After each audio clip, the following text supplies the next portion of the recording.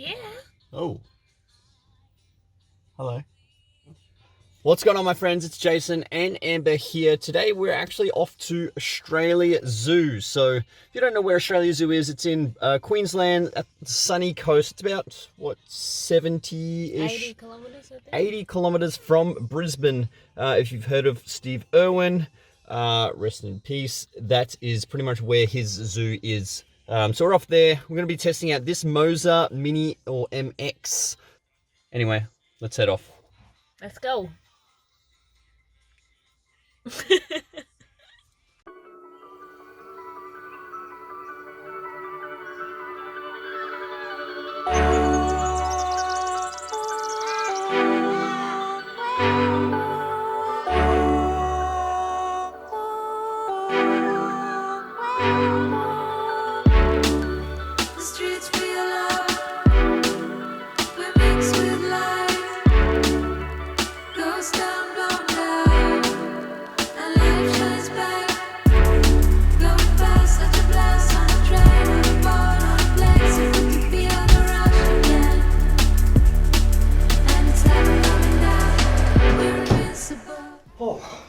All right, what a day with these two bad boys right here. Went to Australia Zoo. That is a great place.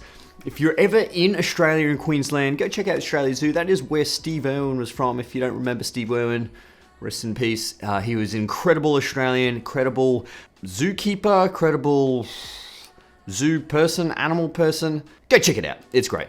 Anyway, this video is about these two. These are phone gimbals. Now, I would confidently say 99% of you watching right now has a smartphone that's completely capable of taking photos and videos. And the other 1%, well, I don't know, you're probably just a crazy fan that watches me on YouTube TV, at the gym, I don't know. Whatever it is, thanks for watching. But anyway, I received these two phone gimbals. That's from two completely different manufacturers, from two completely different...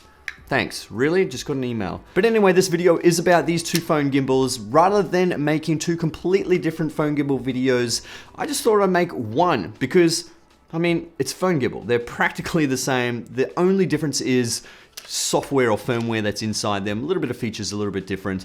I won't be diving too hard specifically into the specs of these things. I just want to be able to get you guys to record better videos on your phone. After this, hopefully you guys will get a lot from this video because I want to give you 10 tips on how to make better videos with this thing. And you know, if you are recording something like this with your phone, with these gimbals, then you probably just want to be doing some family shots or even just like a B or C cam, just to quickly whip it out and start using it. But let's go over to that table. Let's have a look to see what these features have and compare them a little bit. Yeah, let's go.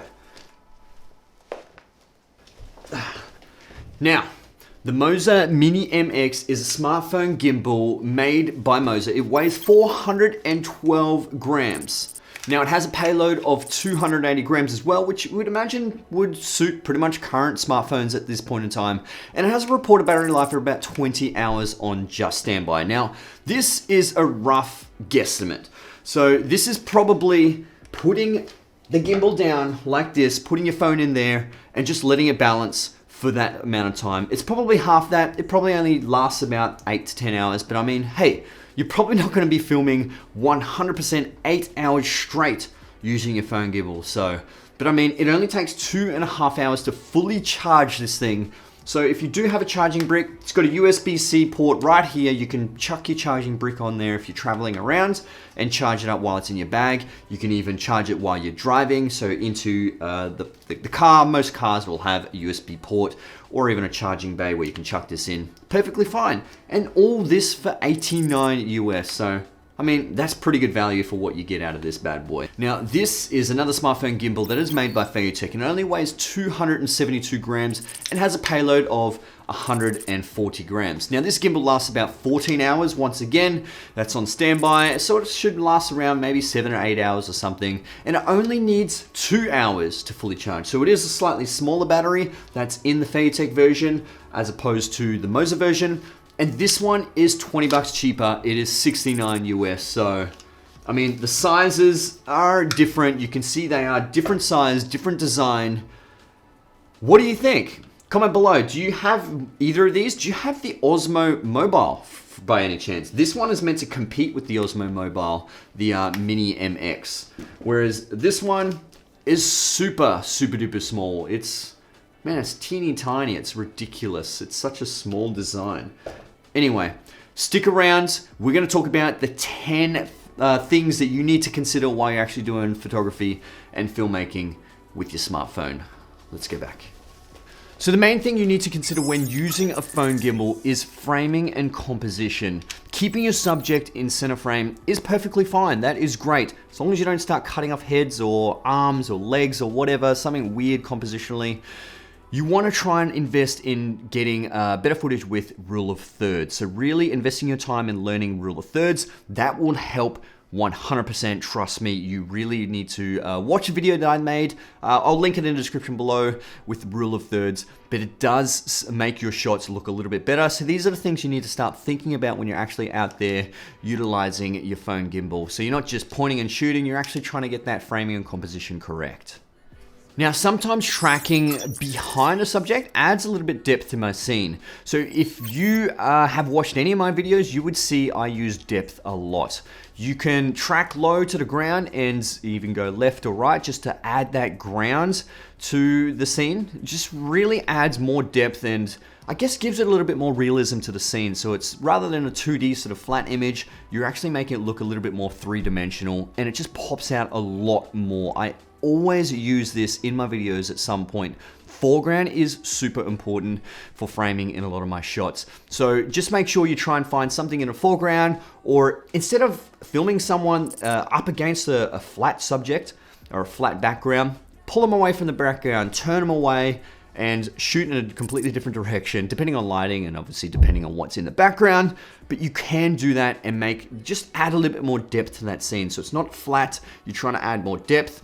Like I said, try and add something in the foreground potentially as well. That will help you give a little bit more contrast between you and the subject. You've got you, you've got the foreground, you've got the subject, and you've got the background. So hopefully that will help take that tip away. Now, there is probably a lot of settings on your phone that you may not have actually dived into at this point in time or considered changing.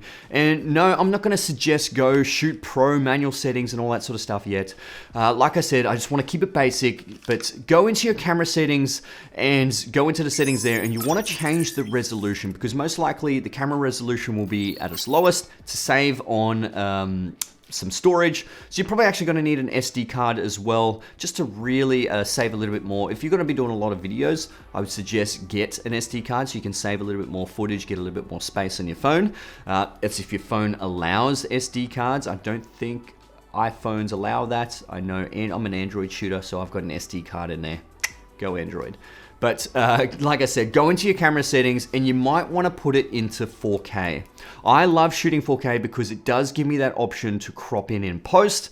I don't generally crop in post because I do have a 4K timeline, but if you are editing in a 1080 timeline and you're shooting in 4K, you're gonna have so much more footage to play with. You can crop in and it will still look really nice and tack sharp.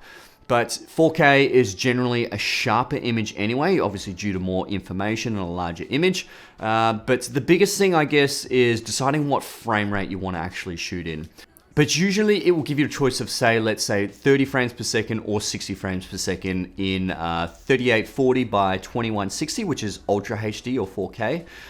Otherwise, there's 1920 by 1080, which is just your regular 1080 footage. But 60 frames per second will give you slow motion. So it'll record more information and then you're able to slow it down in post. I don't think most phones will slow it down for you in camera. If you record 4K 60, you can slow it down in post and you'll just get some nice slow motion footage. But just be aware of your settings when you're actually choosing what sizes, because I think this one has 1:1 as well. You can shoot in 1:1 or 16:9 or 3:2, whatever it is. Just be aware of what your size is, your crop size, and obviously how large you're actually filming in 4K, 1080, 720, whatever it is.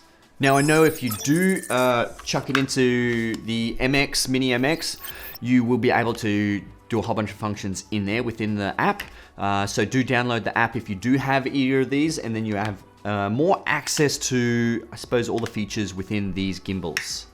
Now, I know with my phone at 4K 60, the S10 Plus doesn't offer digital stabilization. So just be aware of that. If it's similar with your phone at higher frame rates, it may not offer image stabilization.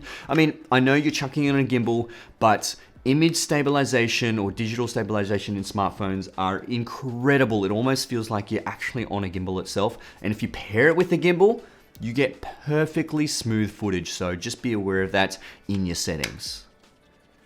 Now, okay, you can go a step further by shooting in manual. So if you're controlling your shutter speed, your ISO, your white balance, getting some ND filters is pretty important. Now I would suggest getting some ND filters for the advanced shooters if you do want to take your smartphone videography to the next level. And I've got ones from, they're clip-on ones from Sandmark. The link will be in the description below if you do want to check these out. I think I made a video on that as well. Link will be in the description below if you do want to check out that video of those smartphone ND filters. They're really good to have. Especially if you do want to cut back on that light. Even if you want to do some photography with slow shutter speeds, ND filters will definitely help cut back on that light, be able to give you more of a slower shutter speed. Nice, smooth, flowing water photos.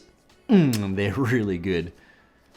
Now, I guess the next one is probably stay away from the zoom functions. Now, zooming is great. Yes, that's great if you do have a camera that has a zoom, but most smartphones currently have, let's say, 2 cameras generally to these days.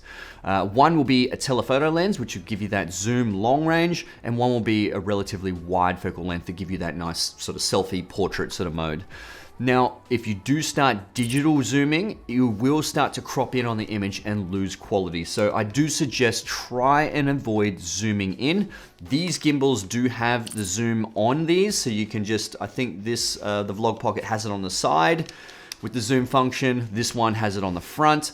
If you do start using it, you do lose a little bit of image quality. When you start going right in there, you start using a ton of image quality. So do try and avoid zooming in. Use your feet to go in as best as possible. But if you do have to zoom, it is better getting the shot than missing the shot completely. So, hey, if you have to zoom, you lose quality. It doesn't matter. Get that shot so you don't miss it.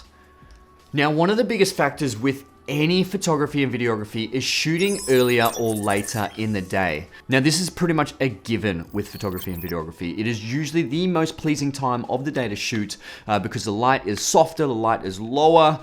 Midday is directly above you. It's super harsh. You don't want to shoot in midday. It is super harsh conditions. The lighting sucks because it's directly above. If it is harsh lighting, potentially film undercover, so like under a tree or under a shed, providing that there is a lot of light coming in, ambience light coming in from the sides, or you do have a light yourself, hey, that's cool. But if you are under a tree, it is super diffused and it's actually quite pleasing, but the background might be a bit blown out because there'll be harsh lighting in the background. But yeah, there'll be some bounce light up from objects bouncing up onto your subject. So yeah, try and film at the latest time of the day or earliest time of the day, just before that sun is about to rise or set. They are really pleasing times to shoot. So if you can do a bit of filming then, you can see we went to Australia Zoo. It was about, I think it was 10 or 11 o'clock today. Was it 10? We got there at 10. So it's not exactly optimal time of the day, but it was a pretty nice, great blue sky day. The light was a little bit harsh, but there is a lot of shade and a lot of cover. It is still perfectly fine to shoot there. I mean, dynamic range in mobile phones or smartphones these days are just incredible. So you can capture so much in your highlights, capture so much in your shadows, but still shoot at the best time of the day because trust me, it will look tons better. Now, avoid fast movements. Now, you want to try and keep movements nice and slow. This is much more pleasing and is very similar to what we see in our eyes. I mean, try it. Turn your head super fast like this. Trust me, it's weird. No, you don't do that. I mean, if you do that, you're a different person.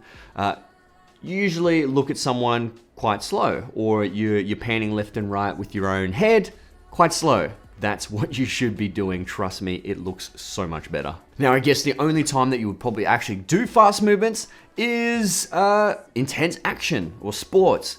That's a little bit different. You're probably going to be whipping the camera really fast, or you really want to try and get an energetic scene, then you're probably going to move it a lot faster. Now, lastly, I guess, is have fun. You don't want to be that grumpy guy traveling, bossing your partner around or your friend around when filming. That's not fun for any party. Trust me, just have fun with it, especially if it is your partner. Happy wife, happy life. Get that in. Okay? But no, hopefully these tips will start to sink in and it will become a lot easier and it'll be a lot more fun when you're actually filming and, you know, practicing it. But, you know, practice, practice, practice. And if you're not having fun, you're probably not getting what you're actually wanting to get out of it, because being creative is fun. And I do suggest just have a play. It's practice makes perfect. Just get out there, play around with it as much as possible, practice, and you will get better at smartphone videography or even professional videography, whatever, with cameras, DSLRs, cinema cameras, whatever it is, you will get better if you continuously use it over and over and over again. But anyway, that is the video of these two, the Feiyutech Vlog Pockets and the Moza Mini MX. All right, guys, I hope you enjoyed this video. If you did, hit that like button. That would be absolutely amazing. Comment below if you do have any questions on these two. Other than that, my name's Jason Morris. Yeah, and I'll see you guys in the next one. Let's get it.